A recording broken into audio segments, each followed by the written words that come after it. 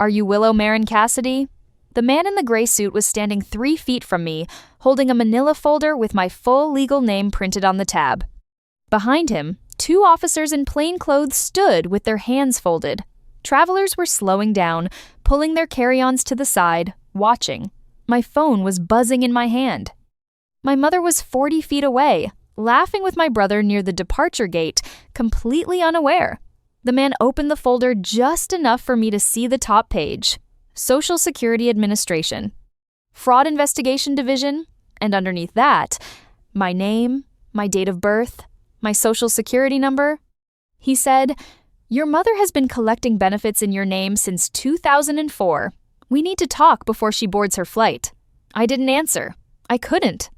Because in that moment, the only thing I could feel was the smell of wet pavement, November rain, a garbage bag full of clothes, and a front door that wouldn't open no matter how hard I knocked. My name is Willow Marin Cassidy. I'm 32 years old. I work as a data entry clerk at a small insurance firm in Columbus, Ohio. I make $38,000 a year. I drive a 12-year-old Honda with a cracked bumper. I eat lunch at my desk most days because the break room makes me anxious. I live alone. I've lived alone since I was 18.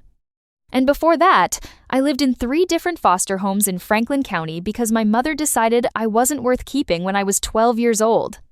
My mother's name is Renata Cassidy. If you met her at church or at a PTA meeting or at one of her charity luncheons, you'd think she was one of the kindest women in the room.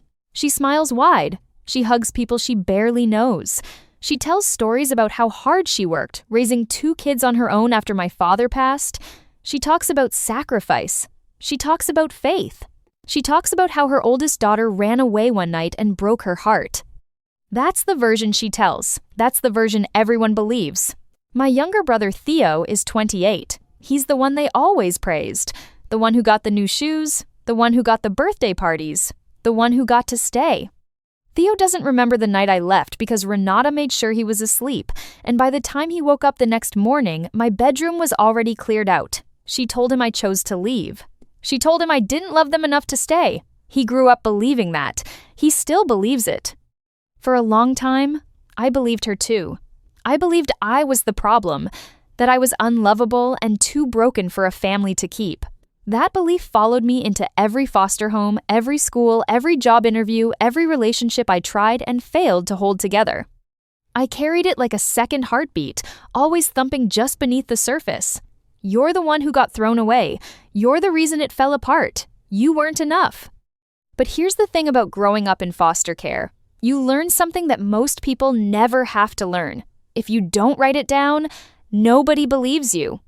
Every caseworker visit, every placement transfer, every promise that got broken, I learned to keep records. I saved papers. I wrote dates. I kept envelopes. It became a habit, then a reflex, then a kind of armor I wore without thinking about it. I wasn't rich or glamorous, but I had something they never bothered to notice. I paid attention. I remembered everything. Every date, every lie, every number. If you've ever been the one your family threw away and then rewrote the story so they looked innocent, you already know what this feels like. If these stories help you feel less alone, subscribing is a quiet way to stay connected. Drop a comment if you've ever discovered a family secret that changed everything you thought you knew. And if this hits close to home, hit like so others can find it too. 3 months before the airport, I got a Facebook message from a cousin I hadn't spoken to in almost a decade. Her name was Brianna. The message was short. "Hey Willow, your mom wants to reconnect. Theo's planning a family reunion at a lake house in Hocking Hills. She really wants you there. I think it could be good." I read that message 11 times. I read it in bed. I read it on the bus to work. I read it during my lunch break with a granola bar going stale in my hand. I didn't trust it. I didn't trust any of it. But somewhere underneath the suspicion, there was a 12-year-old girl who still wanted her mother to come to the door. So I went. I wore my best jacket. I found it at a Goodwill in Clintonville for $14. Navy blue, clean lines, no stains. I brought a small gift, a candle set from Target that I wrapped myself. I drove an hour and a half to Hocking Hills with the radio off, rehearsing what I would say if someone asked me where I'd been for 20 years. I didn't have a good answer. I just had the truth, and I already knew the truth wouldn't match the story they'd been told.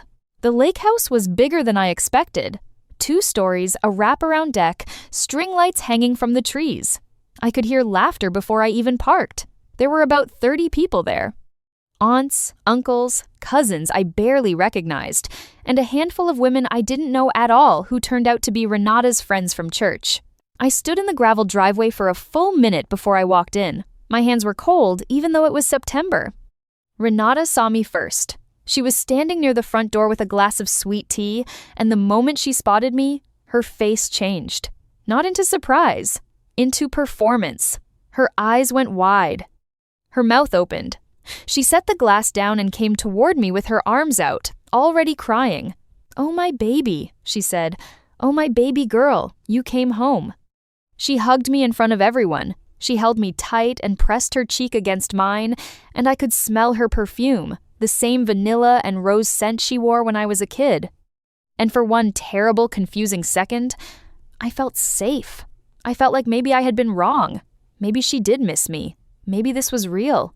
It wasn't.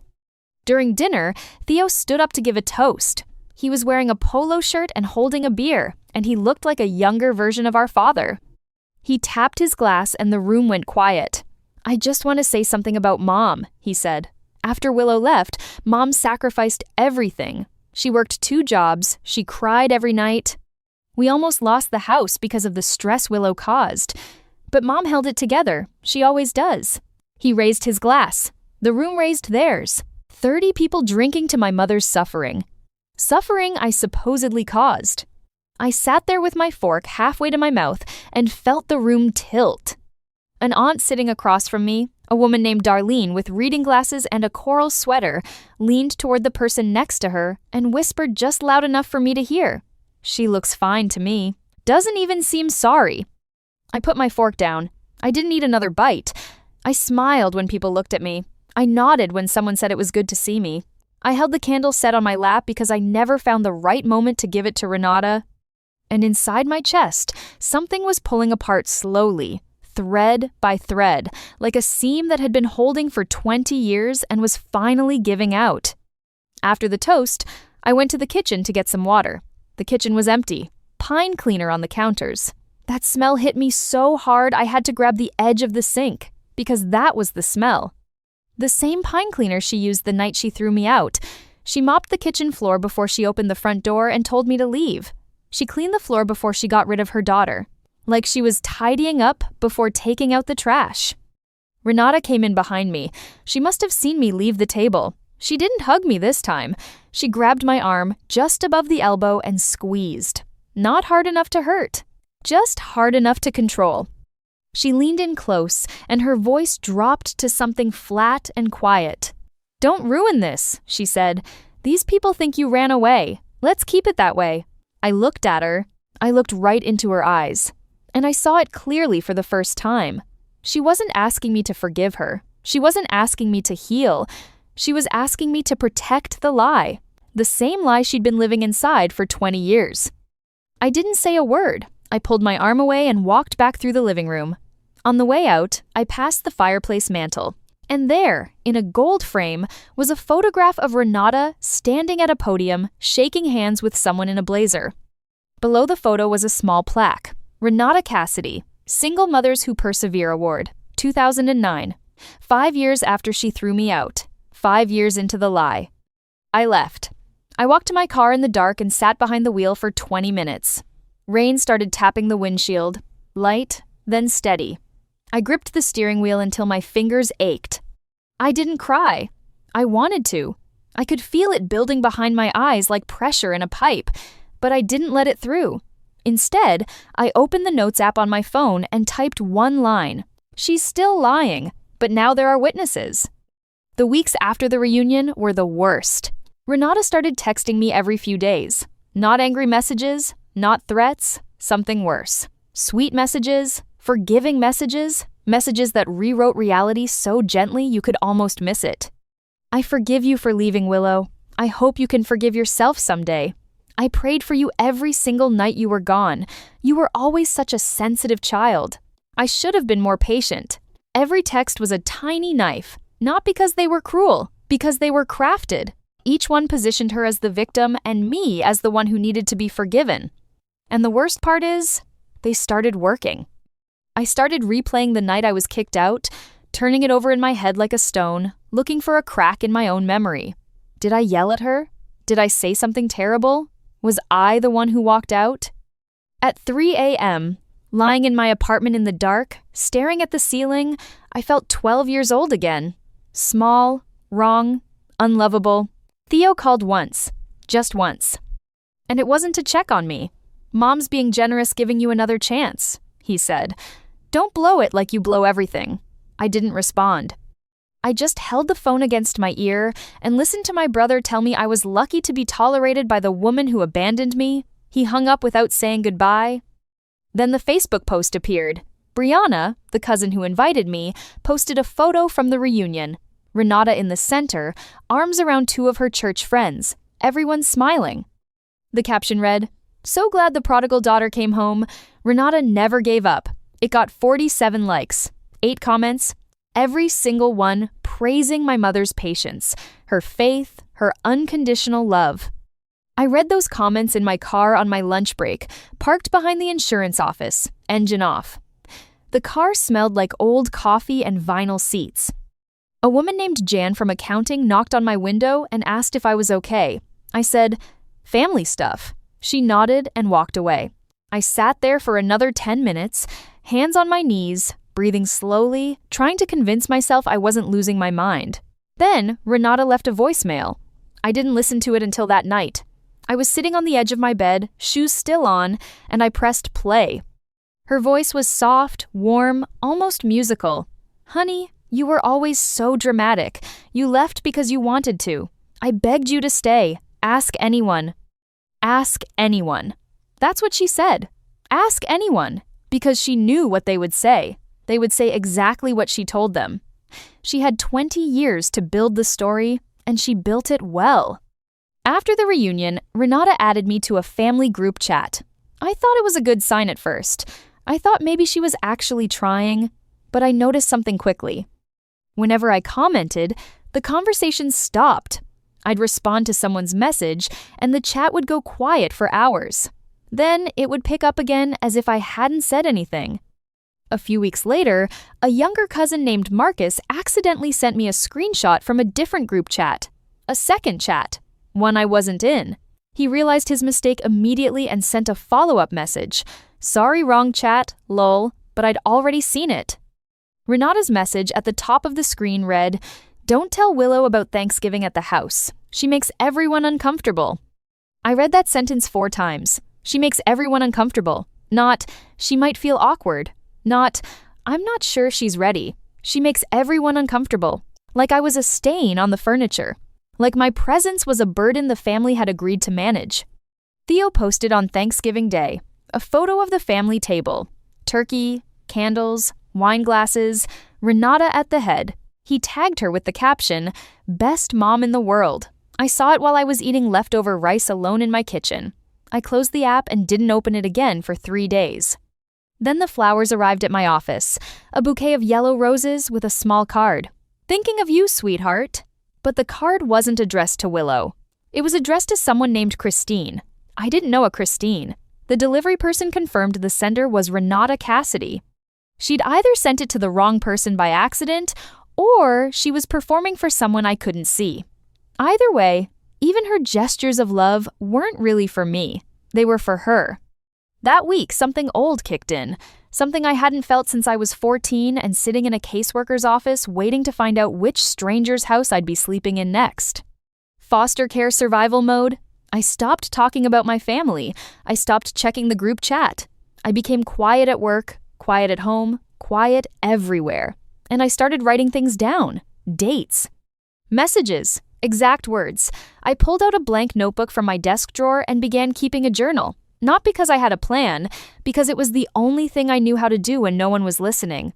2 months after the reunion, I went to a dealership to apply for a car loan. My Honda was dying. The transmission was slipping, and the check engine light had been on for 6 weeks. I needed something reliable. I filled out the paperwork, handed over my ID, and waited. The finance manager came back into the office with a look on his face that I recognized immediately. The same look every caseworker gave me before delivering bad news. "I'm sorry, Miss Cassidy, your application's been denied." I asked why. He turned his screen toward me. My credit score was 489. I knew that couldn't be right. I'd never missed a payment on anything. I paid my rent on time. I had one credit card with a $200 limit that I'd had since I was 21. That score didn't belong to me. I went home and pulled my full credit report that night. Sitting at my kitchen table under the buzzing overhead light, I scrolled through line after line and felt the floor drop out from under me. 3 accounts. Opened between 2005 and 2012 while I was a minor. While I was in foster care. The first was a department store credit card, opened in 2005. Billing address, 1847 Creekview Lane, Columbus, Ohio. That was Renata's house. The second was a personal loan from a regional bank, opened in 2008. My social security number was listed. Renata was named as the primary borrower. The third was a retail credit account, opened in 2012 when I was 20. It carried a balance of $11,400. Total debt across all 3 accounts, $47,200, in my name, under my social security number. At addresses I never lived at, for purchases I never made, from accounts I never opened. My hands were shaking again, not from fear this time, from something colder. I kept digging, and what I found next made everything else feel small. Between 2004 and 2014, Renata had been collecting survivor benefits from my deceased father's social security. She listed me as a dependent living in her household. She claimed me every year, for 10 years, while I was in foster care, while I was sleeping on donated mattresses in strangers' houses, while I was eating school lunches that were the only meals I got some days. The total, approximately $114,000. She threw me away, and then she kept collecting the money that came with my name. I sat at that kitchen table until 2 a.m. I didn't cry, I didn't scream, I didn't call anyone. I just stared at the screen and felt something inside me go very, very still. Like a lake freezing over. Solid, flat, clear. I printed everything. Every credit report page, every account detail, every date. I put it all in a clear plastic binder with labeled tabs. I saved screenshots on 2 different flash drives. And the next morning, I walked into a free legal aid clinic downtown and sat in a waiting room with fluorescent lights and scuffed linoleum floors and a water cooler that made a clicking sound every 30 seconds. When they called my name, I sat across from a young attorney with tired eyes and a stack of files on her desk. I set my binder in front of her and said, "My mother stole my identity when I was a child. What are my options?" She opened the binder. She flipped through the first 3 pages slowly. Then she stopped. She looked up at me, and her face changed. The tiredness was gone. "This isn't just fraud," she said. "This is federal." Something cracked open when she said that. Not in a dramatic way. Not like a movie. It was quieter than that. It was the first time in 20 years that someone looked at the evidence of what my mother did and didn't ask me what I did to deserve it. I stopped answering Renata's texts. I let them pile up. 7, then 12, then 16 unanswered messages sitting in a column on my phone screen, each one sweeter than the last, each one dripping with a performance no one was watching. "Miss you, baby. Hope you're doing well. I lit a candle for you at church." I didn't block her. I just stopped responding, and for the first time, the silence felt like mine. Not something done to me, something I chose. I requested my full foster care file from Franklin County. It took 4 weeks to arrive. A thick envelope, beige, with my case number printed on the label. I opened it at my kitchen table on a Tuesday night with a glass of water and the lights turned low. The intake report was on page 3, dated the 14th of November, 2004. A neighbor named Mrs. Gloria Dawes found me walking alone on Creekview Lane at 9:47 p.m. in the rain. I was carrying a black garbage bag. I was wearing a sweatshirt and no jacket. Mrs. Dawes called the police. An officer drove me back to 1847 Creekview Lane. The report said, Mother stated child was no longer welcome and refused to open the door when officers attempted to return the minor. I read that sentence and something inside me unlocked. Not rage, not sadness, clarity. She didn't just kick me out. She refused to take me back when the police brought me home. And then she told everyone I ran away. I made 3 copies of everything. 1 went into the binder, 1 went into a safe deposit box at my bank, 1 went to a woman named Sandra Coe. Sandra was a fraud attorney in private practice. Calm, methodical, early 50s with short gray hair and reading glasses, she kept on a chain around her neck. The consultation cost $200. I saved that money over 6 weeks by skipping lunch. I brought my binder. I sat across from her and didn't say much. I let the paper talk. She went through every page. She made notes in the margins. She asked me questions about dates and addresses, and I answered every one without hesitating. When she was done, she took off her glasses and set them on the desk. "You're not crazy," she said. "You're not dramatic. You were a child, and she used you like a credit card." I felt the binder tabs under my fingers. Smooth plastic, color-coded, something solid and real. Sandra filed an identity theft affidavit on my behalf. She filed a formal complaint with the Social Security Administration. She connected me with a credit restoration specialist who began the process of removing the fraudulent accounts from my record. And then she told me something that changed everything. There's a federal investigator named Paul Reeves who's been building a regional case on Social Security benefit fraud. Your mother's file fits his case profile exactly. If you're willing to cooperate, your evidence could be the centerpiece. I said yes without hesitating. I didn't tell anyone, not a single person. I went to work. I did my data entry. I ate my lunch at my desk. I smiled at Jan from accounting. And at night, I came home and I organized my binder and I waited. While I was building my case, Renata was building her fantasy. She started planning a family vacation to Myrtle Beach. She posted about it on Facebook constantly. Cassidy Family Beach Trip 2024. She tagged me in photos I wasn't in, as if I was already part of the plan. Theo called. "Mom's paying for the whole trip," he said. "You should be grateful." I said, "That sounds nice. Nothing more." Renata texted, "I booked your room too, baby. It's time we were a family again." I typed back, "Thank you." 2 words. She probably read them and smiled. Sandra told me the federal investigator planned to approach Renata in a public, controlled setting. He wanted witnesses. He wanted her unable to control the story. The timing lined up perfectly with the vacation. The departure date, the airport, 30 family members standing in one place. I agreed to be there, not to confront her, not to yell, just to be present, just to stand there when the truth finally walked up to her in a gray suit and said her name. The week before the trip, Renata hosted a pre-trip dinner at her house. I went. I sat at her table. I ate her food. I listened to her talk about how she had brought this family back together. She looked around the room with tears in her eyes and said, "Willow would be nothing without me." A few people nodded. Theo raised his glass. I held my fork. I felt the smooth ceramic of the plate beneath my fingers. I chewed slowly. I swallowed. And I said nothing. Because I didn't need to.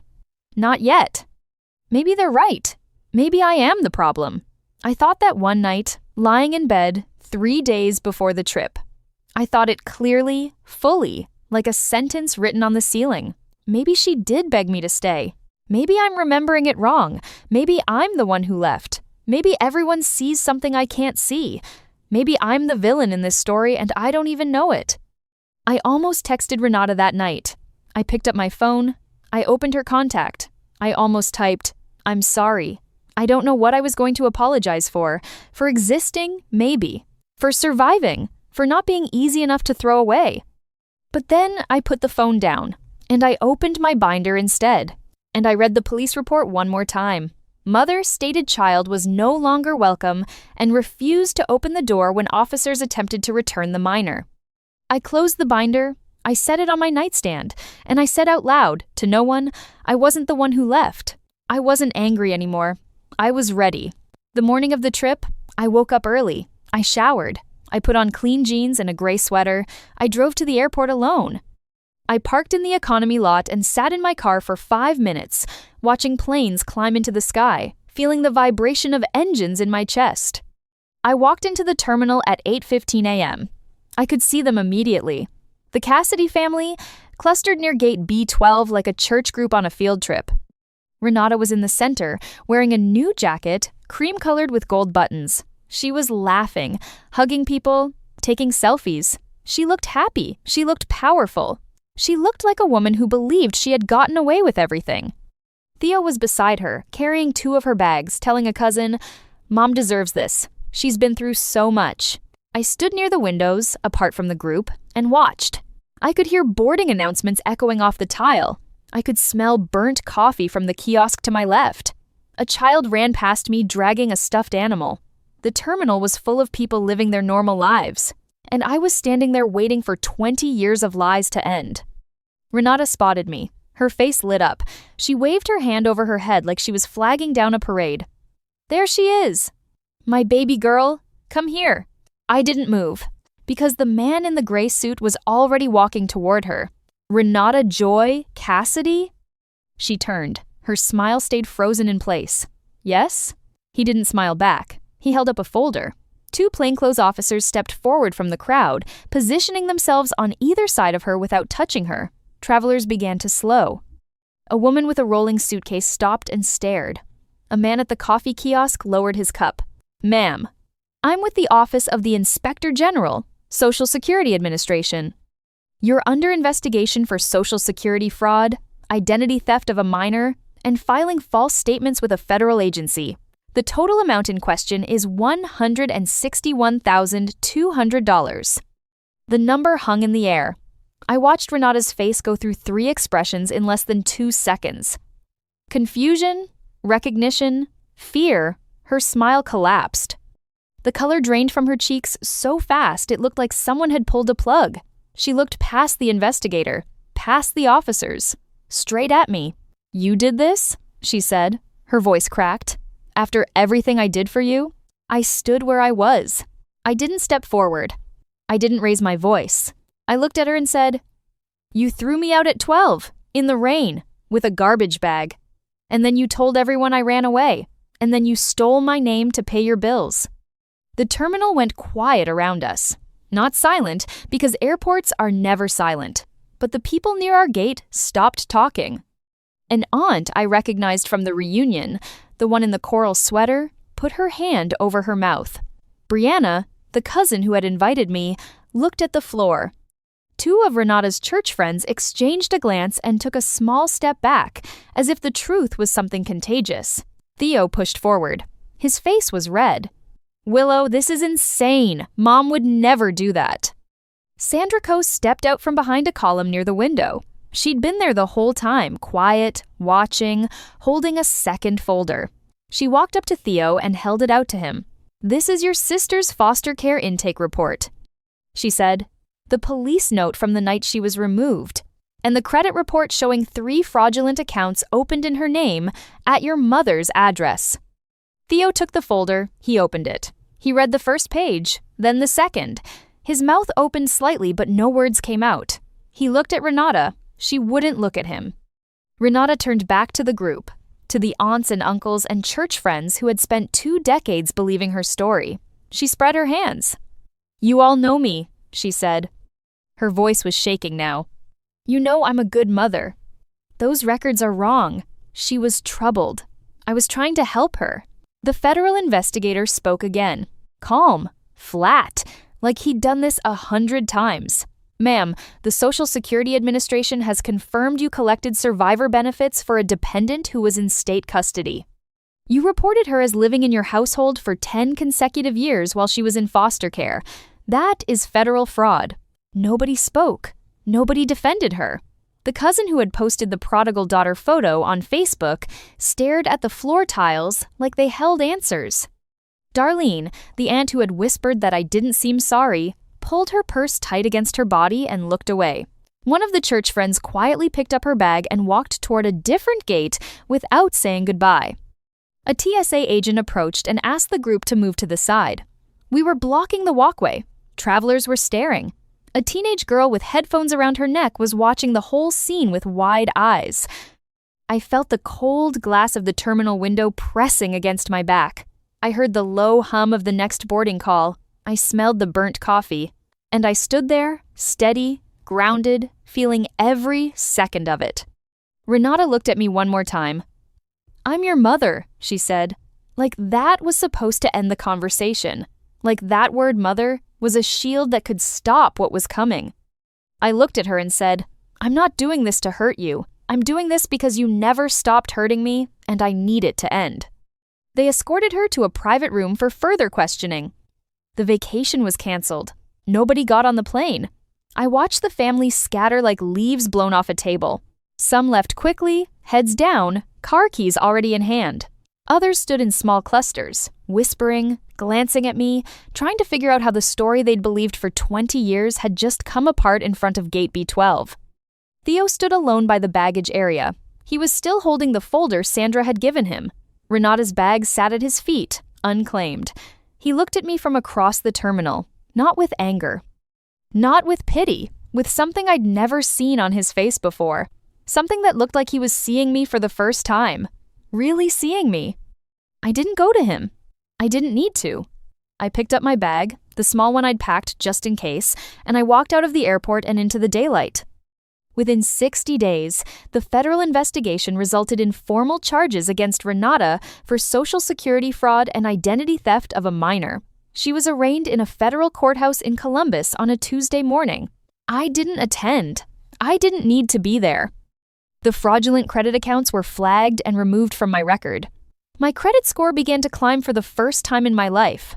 Sandra Coe filed a civil suit for the remaining damages, and Renata's attorney settled quietly for $74,000 to avoid a public trial. I signed the settlement paperwork in Sandra's office on a Thursday afternoon.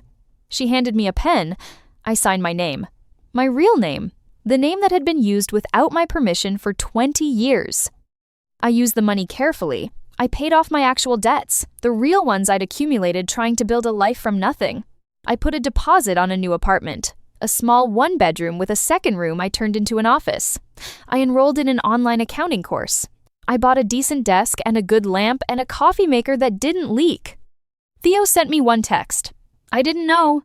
I read it. I believed him. I didn't respond. Renata's church quietly removed her photo from their volunteer wall. No announcement, no explanation, just a blank space where her face used to be.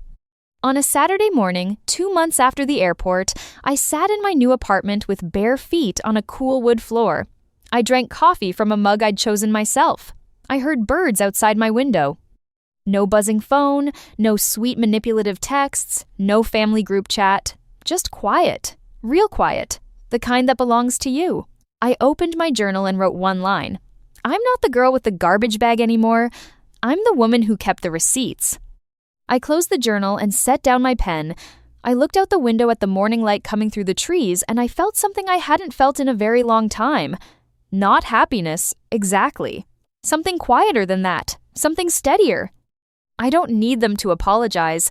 I just need them to stop pretending. If your family ever erased what they did to you and expected you to go along with the story, I see you. Your truth matters, even if they never admit it. If this story felt personal, share yours in the comments. This is a safe place. And if you haven't already, subscribing helps more people find stories like this one. Click Write Your Own Story to help this story reach others who need it. Thank you for staying until the end. Every comment, every like, every share tells someone else they're not alone in what they went through. This community grows because of you, and I'm grateful for that every single day. I'll see you in the next one. Take care of yourself. And remember, keeping quiet doesn't keep the peace. It just keeps their secret.